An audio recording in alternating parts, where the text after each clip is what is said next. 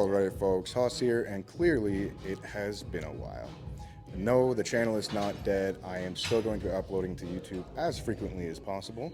I just had some things outside of the gym that needed tending to. Namely, my degree, which I'm officially now finished. Meaning that I can give my full attention to my coaching and training. So, very exciting news. Very happy to be back, guys. Today we're just going to ease back into things with a back workout that I completed this week.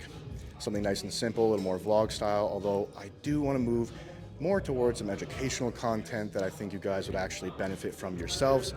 Hopefully find more value in that than me just talking about myself. But enjoy the video, let me know what you think, guys, and God bless. And with that, we are on to the workout, which is where you'll typically hear me switch to my voiceover audio, because the gym has been bumping lately, which I love, because I love the growth, I love the etiquette. Everyone here is generally on the same wavelength. We can play our own music through the speakers, and I'll tell you what, everyone's got pretty good taste, I have to say. So, no complaints there. The world does not revolve around me, but there is typically a lot of noise traffic. And it does slow down the pacing of the workout a lot if I sit down to record some audio between every set, especially given that I'm not the best at this yet. Yes, I'm not the most comfortable with my audios and don't always have something off the top of the dome that I feel is of value yet. So as I get more comfortable, I'm sure you'll see me doing more of that. And when I am with clients and demoing exercises, that is certainly something I will do, is bust out my little Rode mic like I do in the intro.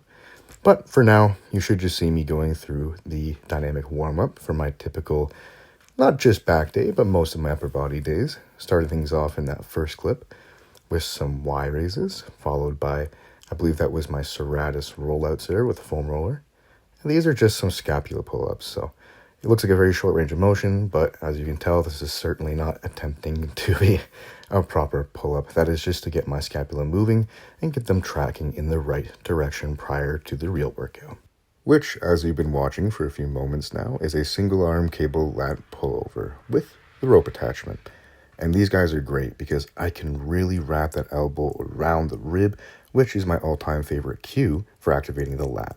So these make a very convenient primer, allows me to kind of dig in there, get that lat firing before I switch to my more compound movements, where I'm more likely to default to more dominant muscles in the mid-back and even the erectors.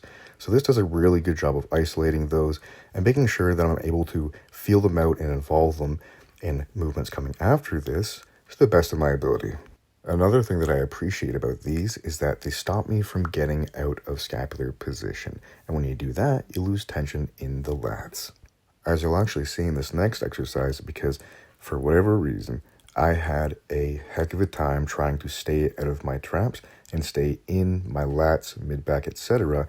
on this Gymleco row, which is a great piece that I normally love. But whether it's because I've just been using it for a while, whether it's because my fatigue was a little high that day in the gym, I could not connect with this to save my life. Which, hey, that happens. Not a big deal. Sometimes I think I just get used to the unilateral movements, and then once I'm back on a bilateral one like this, that contrast just makes me think I'm not using it at all, whereas when I did less of them, I felt it a lot more by comparison, right? Because if you don't know what to feel, you can't really be too upset. But now that I am familiar with digging into that lat and have made it somewhat of a strong point of mine, I am acutely aware of when a movement is just not doing it for me, even on a warm-up set. As you can tell, that was only one plate, so what I did was call an audible and switch to these single-arm dumbbell rows, which for me, never miss. I'm not saying that you should do everything unilateral by any means. You'll see that I do not do that myself, and on days where a rowing movement is clicking bilaterally, I'll keep it in. Not a problem. Not telling you to just ditch the load on everything and make everything into a little pink dumbbell exercise. But these, even with the 80s on the warm-up set here, felt much better. I was getting a lot more lat into it, which was the primary goal of this workout, and I was a lot happier with that, even though I felt I wasted a few sets on the Gymleco row that night. But sometimes you just gotta roll with the punches and keep it moving. So I walked away from those happy and went into these hammer strength pull-downs with a full head of steam. Neat trick on here is to use those little orange handles that I have because they allow for a lot more play in the wrist and being able to externally rotate the arm, which is to say to turn your bicep more to the ceiling. Gets a lot more lat into things, although I do primarily use this one for mid-back to get some nice dense development back there and all those muscles. because you still need to train these things. I do believe that what is trained will grow, and what you don't, you never know. There's certainly things that I've neglected during preps that came back to bite me in the butt for that reason.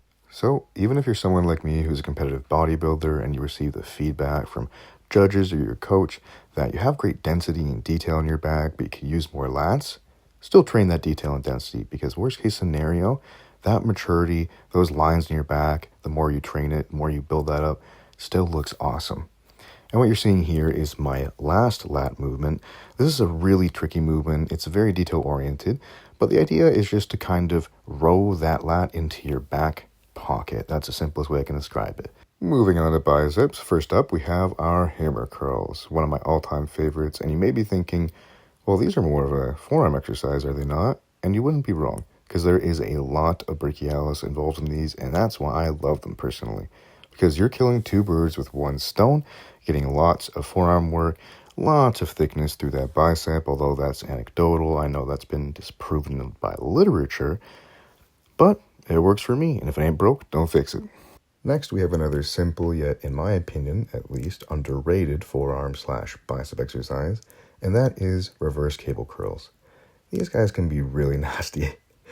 I think they're killer for forearms, even more so than hammer curls, although that could be due to the pre-fatigue going on here. Doing them after a hammer curl, I'm well aware that probably lends itself to this here. But overall, I have to say, ever since I was programmed them by my coach, IFBB Pro Tyler Johnson, my arm's been growing. So, no complaints. Regardless of my education, my background in kinesiology, regardless of the literature that I parsed through saying otherwise, it still works. And as both a coach and competitor myself, my number one gauge of validity is the result itself, because my job is to know where the rubber meets the road. But getting back to the workout here, you'll see that we moved on to our single arm dumbbell preacher curl. I program these a lot for my clients, and I'll tell you what, guys, you want to talk about an isolation movement that gets away from that brachialis and all those things in the hammer curls and reverse curls? These are nothing but guns. These do not ever miss. Being able to turn over that wrist into full supination and get that bicep all the way to your front out like that, whew, guys, you got to give it a go. Trust me, simple, but it works. Wrapping things up here with some light posing to check on the current state of affairs. Gotta say I'm relatively pleased, conditions in a good spot, lots of room to grow, but that's a great problem to have even as a classic physique competitor. Although my hair is starting to look a little bit thin in that downlight, so I don't know, guys. That might be Ian trying to get me to rejoin the Bald and Bearded Club, which is a look, and we do meet every Thursday night. There are jackets, if you're interested.